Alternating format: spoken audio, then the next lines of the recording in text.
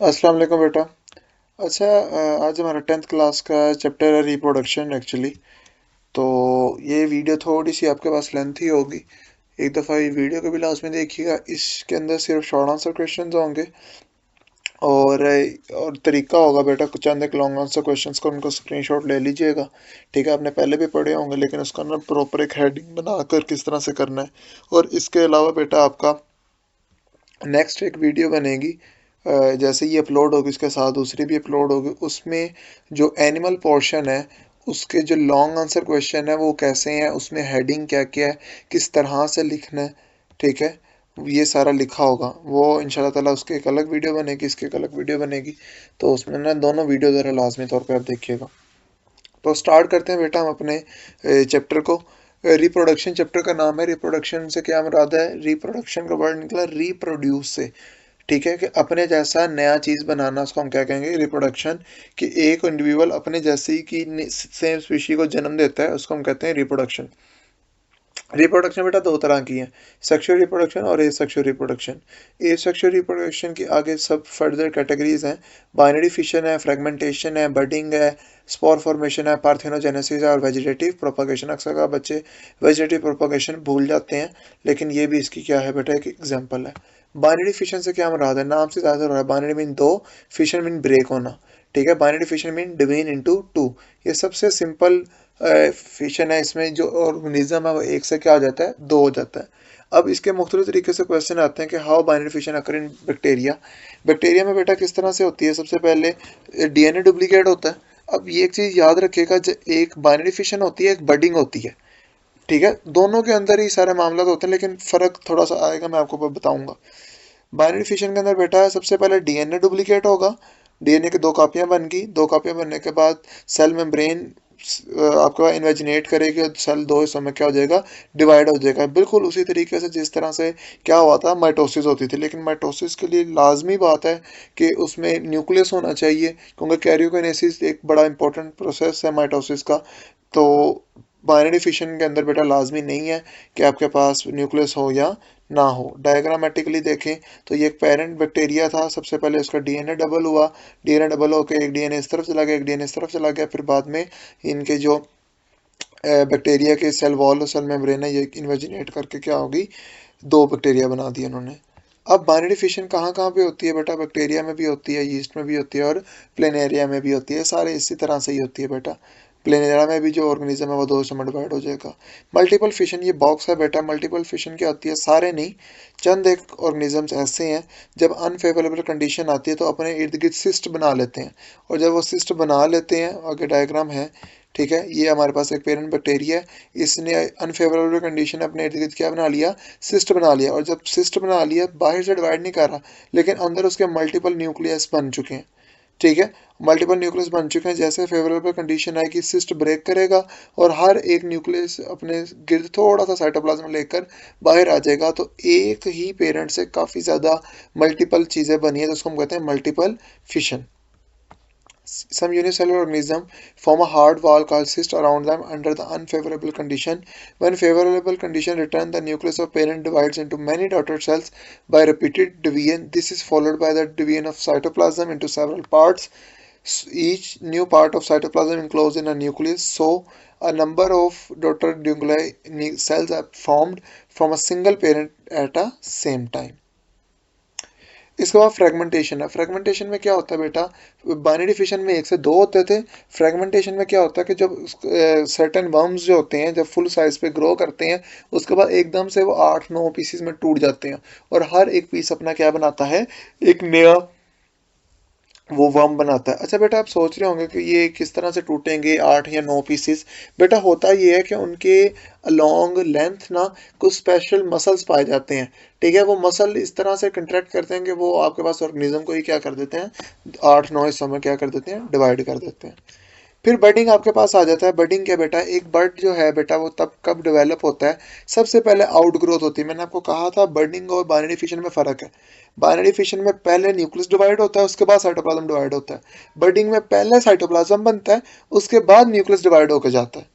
ठीक है, कौन सा ऑर्गेनिज्म है जिनके साथ बड अटैच रहता है और कौन से में डिसलोकेट हो जाता है, ये एमसीक्यू ज्यादा होता है। हाइड्रा के अंदर डी अटैच हो जाता है और कोरल के अंदर क्या रहता है बेटा, अटैच रहता है। स्पोर्स कैसे बनते हैं, एमसीक्यूज था और शॉर्ट आंसर क्वेश्चन है। स्पोर फॉर्मेशन में सबसे पहले हमारे पास एक स्पोरेंजियम है। स्पोरेंजियम बेटा आप कह सकते हैं ऑर्गन तो नहीं, एक स्ट्रक्चर कह सकते हैं। स्पोरेंजियम एक स्ट्रक्चर है, उसके अंदर डॉटर सेल्स बनते हैं मियोसिस के जरिए और वो स्पोर्स होते हैं और हर एक स्पोर के गिर्द एक सिस्ट होता है। सिस्ट क्या, थिक वाल होती है जो अनफेवरेबल कंडीशन को क्या कर सकती है, सरवाइव कर सकती है। और जैसे ही स्पोरेंजियम मैच्योर होता है वो ब्रस्ट करता है और उसके अंदर से स्पोर्स क्या होते हैं, रिलीज हो जाते हैं। बिल्कुल इसी तरह से जिस तरह आपने देखा होगा कार्टून्स वगैरह के अंदर भी आता है, वो वाइट कलर का एक फ्लावर होता है बड़ा हुआ है जिसमें हवा चली तो सारे फ्लावर के उसके वो सारे उड़ गए।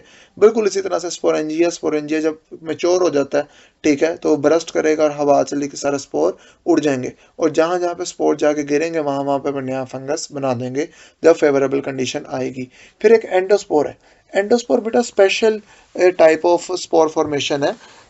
एक्चुअल में ये किताब में थोड़ी सी गलती है कि एंडोस्पोर रिप्रोडक्शन में डाला हुआ है। एंडोस्पोर रिप्रोडक्शन के लिए नहीं होता। रिप्रोडक्शन क्या होती है कि आपने एक से कम मतलब पहले एक था, दो तो हुए ना, दो से फिर चार हुए। अगर पहले एक है बाद में भी एक ही है तो फिर तो वो रिप्रोडक्शन ना हुई। तो एंडोस्पोर खैर सर्वाइवल टेक्निक है, रिप्रोडक्टिव टेक्निक नहीं है। और ये भी सिर्फ बेटा आपके पास दो ही ऑर्गेनिजम्स हैं, क्लोस्ट्रिडियम स्पीशीज और बैसिलस स्पीशीज, ये दो स्पीशीज हैं और इनके आगे भी सब स्पीशीज भी हैं, क्लोस्ट्रिडियम टेटनाई और ये बैसिलस परफंजी और बैसिलस एरिस कह रहा हूँ, नाम नहीं जेन में आ रहा, ठीक है, एंथ्राक्स का जो बैक्टीरिया होता है, ठीक है। तो ये एंडोस्पोर सारे ये वाले ऑर्गेनिज्म बनाते हैं। अब ये करते क्या हैं, एक बैक्टीरिया अनफेवरेबल कंडीशन आई, बैक्टीरिया ने अपने सारा जो मशीनरी है, मेन मशीनरी, उसको एंडोस्पोर में तब्दील कर लिया, एक छोटा सा सिस्ट बना दिया और जैसे ही फेवरेबल कंडीशन है ये सिस्ट ब्रेक हुआ, फिर दोबारा में स्पोर बना, स्पोर से दोबारा क्या बन गया, बैक्टीरिया बना। अब इधर आप देखें एक से एक ही बन रहा है, तो ये रिप्रोडक्शन नहीं हुई, ये सिर्फ सर्वाइवल टेक्निक है एक। इसके बाद बेटा पार्थिनोजेनेसिस। पार्थिनोजेनेसिस होती है और एक पार्थिनोकार्पी होती है। पार्थिनोजेनेसिस एनिमल्स के अंदर एसेक्सुअल रिप्रोडक्शन है और पार्थिनोकार्पी आपके पास प्लांट्स के अंदर एसेक्सुअल रिप्रोडक्शन आ जाती है, फ्लावरिंग प्लांट्स के अंदर। पार्थिनोजेनेसिस क्या बेटा, इसके अंदर जो अनफर्टिलाइज एक्सेल होता है वही आपके पास ऑफस्प्रिंग बना देता है, ठीक है।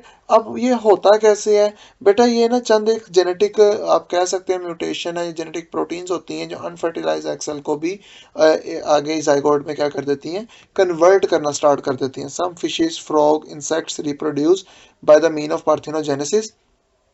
जिस तरह अगर हम देखें, अगर शॉर्ट क्वेश्चन आता है तो आप इधर ब्रेक कर सकते हो, इधर तक रोक सकते हो, उसके बाद एग्जाम्पल में बस हनी बी वगैरह लिख दो, दैट्स इट। लेकिन समझाने की खातिर लिखा हुआ है। क्वीन हनी बी क्या करती है, उसके अंदर एक पाउच होता है, जिस पाउच के अंदर बेटा वो स्पर्म स्टोर हुए होते हैं और जैसे ही आपके पास वो एग ले करती है और सारे मामला आते हैं तो कुछ सेल्स को स्पर्म क्या कर देते हैं, फर्टिलाइज कर देते हैं, कुछ को नहीं कर पाते। जिनको वो कर देते हैं वो बन जाती हैं वर्किंग बीज और जो नहीं कर पाते वो बन जाते हैं हप्लॉइड ड्रोन्स। अच्छा बेटा आसान हो रही है, इसके बाद फिर मैं वेजिटेटिव प्रोपगेशन स्टार्ट करता हूँ। अच्छा बेटा नेक्स्ट हमारे पास वेजिटेटिव प्रोपगेशन था। वेजिटेटिव प्रोपगेशन क्या होती है, वेजिटेटिव पार्ट्स प्रोपगेशन किसी चीज़ का ज़्यादा होना। जब हमें पता है कि प्लांट्स के दो तरह के पोर्शन होते हैं, एक वेजिटेटिव पार्ट होता है, एक रिप्रोडक्टिव पार्ट होता है। वेजिटेटिव पार्ट्स में इसके पास रूट, स्टेम, शूट्स वगैरह, फ्लावर को छोड़कर बाकी सारी चीज़ें आ जाती हैं, ठीक है। तो वेजिटेटिव पार्ट क्या होता है, when the vegetative parts of root, stem और leaves give rise to a new plant, this process is called vegetative propagation. और इसको नेचुरली भी किया जा सकता है और आर्टिफिशियली भी किया जा सकता है। टाइप्स में देखें, बल्ब्स हैं, क्रोम्स हैं, राइजोम्स हैं, स्टेम ट्यूबर्स हैं, सकर्स हैं और लीव्स हैं। अगर हम इसको देखें एक एक करके, ये सारे मिला के लॉन्ग क्वेश्चन आ जाते हैं और अलग अलग क्या होते हैं, शॉर्ट क्वेश्चन आते हैं, कम ही आते हैं लेकिन खैर। बल्ब्स क्या होते हैं बेटा, ये अंडरग्राउंड शॉर्ट स्टेम होती है, अंडरग्राउंड शॉर्ट स्टेम है, ठीक है। और जिसकी वजह से क्या होता है, surrounded by thick fleshy leaves that contain store food और एडवेंटिशियस रूट इमर्ज करती हैं बेटा बेस ऑफ बल्ब से। अगर हम इसको इधर देखें, ये हमारे पास एक अनियन है, अनियन में ये टिपिकली जो बर्ड है वो नीचे पड़ा हुआ है, ठीक है, ये बड पड़ा हुआ है, इसके इर्द गिर्द बेटा थिक फ्लैशी लीव्स हैं और नीचे बेटा आपके पास क्या है, एडवेंटिशियस रूट। अच्छा बेटा, एडवेंटिशियस रूट्स क्या होती हैं, जो रेडिकल से नहीं निकली होती। ठीक है, हमने पढ़ा हुआ है बेटा, आपके पास एक रेडिकल होता है, पम्यूल होता है, आगे जाके पढ़ेंगे दोबारा। रेडिकल और पम्यूल, जो जिसका ओरिजिन रेडिकल नहीं होता उसको हम कहते हैं एडवेंटिशियस रूट्स।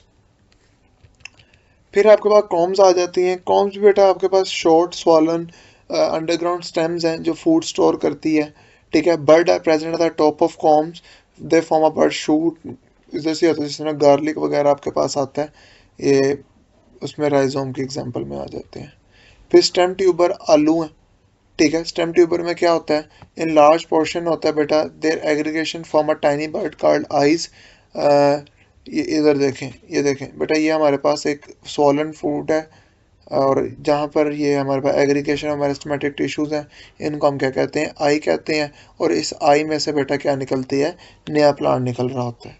सकर्स आपके पास जिस तरह धनिया होता है, अगर आपने कभी धनिया देखा, ऑफ कोर्स देखा होगा, धनिया ऊपर से लदा लदा होता है लेकिन उसके नीचे से डंडी एक ही होती है। तो ये होता क्या है, ये एक लेटरल स्टेम होती है। फॉर एग्जांपल आप सपोज करें कि ये मेरा पेंट अगर इधर से हो, इसके अंदर पेंट है, ठीक है, हाँ मुझे आता था तो है नहीं करना कैसे। चलो हाँ, ये समझ लो, ये हमारे पास है ज़मीन, और हमने ज़मीन के साथ साथ ये जाती है, नीचे गई, ये एक अलग, फिर नीचे गई, फिर अलग, नीचे गई, फिर अलग। ठीक है, तो इस तरह से ये कुछ मामला होता है। ठीक है, कि इसमें होता है क्या, suckers laterally close to the ground जाते हैं, पहले अंडरग्राउंड जाते हैं थोड़ा डिस्टेंस के लिए, फिर ऊपर जाते हैं और न्यू प्लांट प्रोड्यूस करते हैं, फिर अंडरग्राउंड जाते हैं, फिर ऊपर जाते हैं। इस तरह मिंट और कैरिस्मस, ये धनिया का नाम है बेटा, reproduce in this way. Leaves के जरिए वेजिटेटिव प्रोपोगेशन बड़ी रेयर है। ठीक है, लेकिन ब्रायोफाइलम आपके पास एक प्लांट है, उसके अंदर ये होता है कि जो लीव्स होते हैं बेटा, लीव्स के साइडों पर बर्ड्स होते हैं। ठीक है, और इसमें से नया प्लांट सारा ग्रो करता है। अब बेटा इसके बाद अगर हम देखें, आर्टिफिशियल प्रोपगेशन के दो तरीके हैं, कटिंग है और ग्राफ्टिंग है। कटिंग क्या होता है बेटा, कटिंग वो मेथड है आर्टिफिशियल प्लांट का जिसमें से रूट स्टेम को काट दिया जाता है एक जगह पे और दूसरी जगह पे लगा दिया जाता है। ठीक है, और ये चीज़ लाजमी करनी है कि जहाँ से आप कट कर रहे हो वहाँ पे कोई मेरिस्टेमेटिक टिश्यू लाजमी हो। जिस तरह कटिंग ये है कि मेरे पास एक बना बनाया प्लांट है, उसको मैंने इधर से कट किया, इस प्लांट को मैंने ग्रो कर दिया साइड में, अब ये एक अलग सा प्लांट सारा बनाएगा। ठीक है, ग्राफ्टिंग में इस तरह नहीं होता बेटा। ग्राफ्टिंग में क्या होता है कि एक प्लांट को काट दिया, उसके ऊपर दूसरा प्लांट लगा दिया। ठीक है, ये देखें, ये प्लांट है, एक नीचे तो दूसरा प्लांट है, ऊपर कोई दूसरा प्लांट है, इन दोनों को आपस में जोड़ दिया, रैप कर दिया, अब ऊपर से एक नया प्लांट उगेगा। ठीक है, तो ये ग्राफ्टिंग है। कटिंग में सारे बता कट करके पूरा लगा रहे हैं, ग्राफ्टिंग कहती दो चीज़ों को जोड़ने को है। तो ग्राफ्टिंग में दो प्लांट्स को हम क्या करते हैं, जोड़ा जाता है।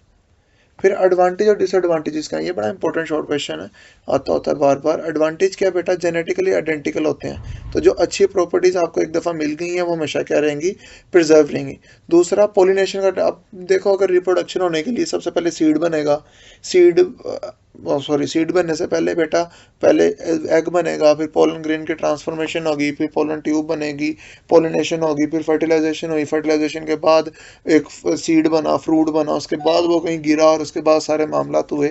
लेकिन इसमें हमने क्या किया, इसमें बेटा हमने फ़ौरन से ही काटा है, बना बनाया प्लांट है, उसको काट के हमने क्या कर दिया, लगा दिया और उसने करना स्टार्ट कर दिया। ठीक है, जो सीडलेस प्लांट है उसको तो ग्रो ही हम किसके ज़रिए करते हैं, वेजिटेटिव प्रोपगेशन के ज़रिए। डिसएडवांटेज क्या है कि कोई जेनेटिक रिकॉम्बिनेशन नहीं है, कोई न्यू चीज़ नहीं आएगी, और अगर कोई डिजीज़ आ गई वो सारे के सारे क्रॉप को क्या कर देगी, तबाह कर देगी। इसके बाद मेरा टिश्यू कल्चर टेक्निक है, ये एक दफ़ा हेडिंग्स इसकी देख लीजिएगा। टिश्यू कल्चर टेक्निक की हेडिंग क्या है और प्रोसेस क्या है। सबसे पहले किसी प्लांट के पार्ट में से टिश्यू लिया जाता है, उस टिश्यू को न्यूट्रिएंट्स में डाला जाता है, और उस वक़्त फिर बेटा क्या होगा, माइटोसिस होगी और एक मैस सेल बना देगा कैलस। कैलस को हम एक हार्मोन्स में फेंकते हैं। अब हार्मोन्स क्या करेंगे, प्रॉपर हार्मोन होते हैं जो रूट ग्रो करवाते हैं, स्टेम ग्रो करवाते हैं, लीव्स ग्रो करवाते हैं, छोटे छोटे प्लांट्स बन के। अब उस प्लांट को आप गमले में लगा दें और उसके बाद उसको फसल लगा दें उसकी आप। ठीक है, तो ये स्टेप है। पहले टिश्यू लो, टिश्यू को न्यूट्रल मीडियम में रखो, उस कैलस बन गया, कैलस को हार्मोन में भेजो, हार्मोन से रूट स्टेम लीव्स बन गई, उसको फिर प्लांट कर दो। फंड्स और मोसिस कैसे रिप्रोड्यूस करते हैं बेटा? फंड्स और मोसिस को रिप्रोड्यूस करने के लिए वाटर की ज़रूरत होती है।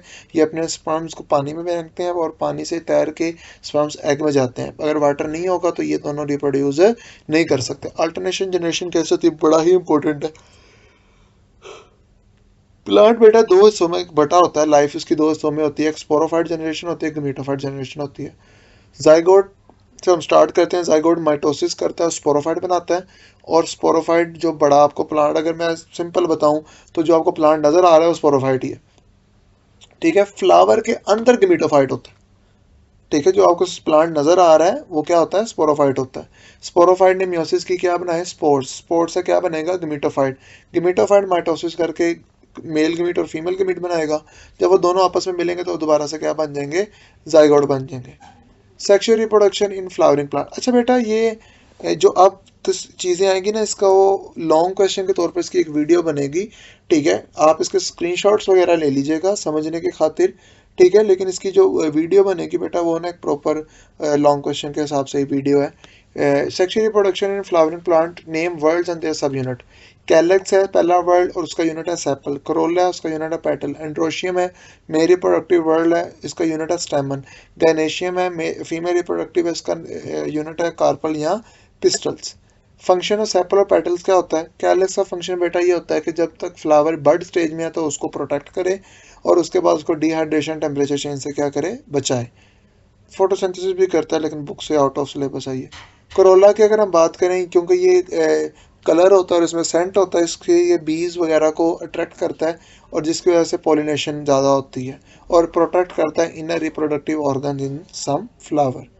इसके बाद बेटा इसकी मैं ना, आप ज़रा स्क्रीनशॉट ले लें, ये एक एक्चुअली लॉन्ग क्वेश्चन का पोर्शन है। Brief the female male gametophyte, इसका आप स्क्रीनशॉट ले लें। इसको प्रॉपर एक्सप्लेन हम बेटा बाद में करेंगे। इसी तरह फीमेल है, इसका भी आप स्क्रीनशॉट ले लें।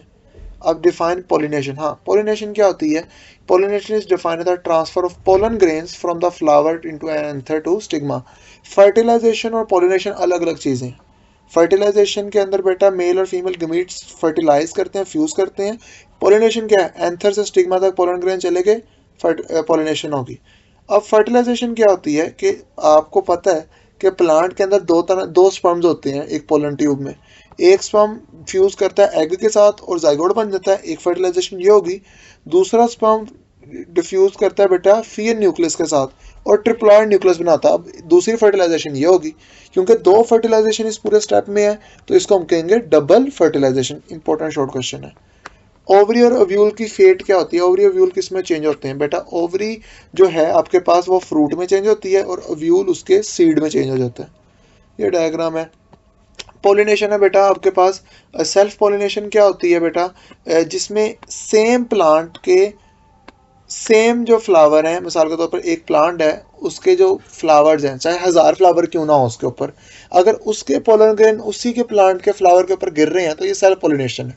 अगर सेम स्पीशी के प्लांट का एक जो पोलन ग्रेन है वो दूसरे किसी प्लांट पे गिर रहा है सेम स्पीशी में, मिसाल के तौर पर दो गमले लगे हुए हैं, मैंने चंबेली के गमले लगाए हुए हैं, एक चंबेली के से पोलन ग्रेन उठ के अगर आपके पास दूसरे चंबेली के दूसरे प्लांट पे गिर रहा तो वो क्या है? Cross pollination. ये आपके पास अडाप्टेशन है कि साइज क्या और क्या होता है इंसेक्ट पॉलिनेटेड और विंड पॉलिनेटेड प्लांट्स का। 2-3 याद कर लें शॉर्ट क्वेश्चन के तौर पर, लॉन्ग क्वेश्चन में फिर सारी बातें सारी ही आती है। Component of angiosperm seed. Angiosperm seed क्या होता है बेटा? आपके पास एम्ब्रियो फॉर्म और जाइगोट, सबसे पहले एम्ब्रियो है। एंडोस्पर्म टिश्यू है जो बेटा एंडोस्पर्म न्यूक्लियस से बनता है। सीड कोट होता है बेटा जो क्या करता है? ओव्यूल की वॉल वगैरह को बनाएगा। सीड कोट क्या होता है बेटा? सीड कोट या टेस्टा इंटीगुमेंटम का आपके पास ये सारा मामला होता है। अब इंटीगुमेंट क्या होती है बेटा? शायद इधर नज़र आ रही हो, ये देखें बेटा, ये जो पोलन ट्यूब होगी ना ये इधर पूरा एक कवर करती है जिसको बाद में वो इंटीगुमेंट बनता है। खैर वो फर्स्ट ईयर में, फर्स्ट ईयर कह रहा हूँ, हायर क्लासेस में आप पढ़ेंगे इसको। एक अजान हमने सुन ली हुई है बेटा, ये तो सीड जर्मिनेशन दो तरह की है, एपीजियल जर्मिनेशन और हाइपोजियल जर्मिनेशन। एक होता है हाइपोकोटाइल और एक होता है एपिकोटाइल। ठीक है, ये बोर्ड में आए नहीं हुए इतने ज़्यादा।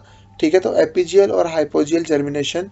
तो हाइपोकोटाइल क्या होता है, इसमें एपीजियल जर्मिनेशन में क्या होता है, हाइपोकोटाइल इलोंगेट होता है और हुक बना देता है। एपीजियल में हाइपोकोटाइल इलोंगेट होकर हुक बनाएगा, और एपी का मतलब बाहर आ जाना, तो कोटिलेडन कहाँ आ जाएंगे, बाहर आ जाएंगे। ठीक है, इसमें बीन्स, कॉटन और पपाया आपके पास आ जाता है। और इसका बिल्कुल उल्टा होगा किसमें, हाइपोजियल में। हाइपोजियल में एपिकोटाइल बड़ा होगा और हुक बनाएगा, और हाइपो का मतलब नीचे ही, तो जो इसमें कोटिलेडन होंगे बेटा वो कहाँ रह जाएंगे, जमीन के नीचे रह जाएंगे। सेक्सुअल रिप्रोडक्शन इन एनिमल्स की अगर हम बात करें, sexual reproduction in animals, the formation of gametes is called gametogenesis. In this process diploid gametes जो होते हैं, मदर सेल बनते हैं, और उसको हप्लॉयड गमीट्स में क्या किया जाता है, कन्वर्ट किया जाता है। अगेन इसका भी एक लॉन्ग क्वेश्चन बनेगा, स्पर्मेटोजेनेसिस और ओजेनेसिस। ये रेडी है इंशाल्लाह ताला, पहले ये अपलोड होगी, उसके बाद वो भी अपलोड हो जाएगा। ये स्पर्मेटोजेनेसिस वगैरह वाला होगा, ये डायग्राम है बेटा, ये उसी में एक्सप्लेन करेंगे हम। हाँ, फर्टिलाइजेशन भी लॉन्ग क्वेश्चन में ही करेंगे, लेकिन अभी फिलहाल शॉर्ट के लिए define fertilization. The fusion of gamete is called fertilization. External भी होती है बेटा और इंटरनल भी होती है। अब एक्सटर्नल इंटरनल का क्या रोल है वो हम एक ही दफ़ा में लॉन्ग क्वेश्चन के तौर पर पढ़ेंगे। ये रिप्रोडक्टिव सिस्टम भी, एसटीडी क्या होती है, हाँ बेटा ये शॉर्ट क्वेश्चन इंपॉर्टेंट है। एसटीडी सेक्सुअल ट्रांसमिटेड डिजीज़ है। ऐसी तमाम डिजीज़ जो सेक्सुअली ट्रांसमिट होती हैं उनको हम क्या कहते हैं, एसटीडी। इसमें गोनोरा, सिफिलिस, ये HIV, आपके पास क्या कहते हैं, हर्पीज आ जाता है। ये काफ़ी इस तरह की बीमारियां हैं। हेपेटाइटिस बी सी में ही आता है, सी वाला, बी वाला भी। एड्स और HIV। अब एड्स क्या है, एड्स एक क्लस्टर ऑफ बीमारी है, एक्वायर्ड अमीनो डेफिशिएंसी सिंड्रोम।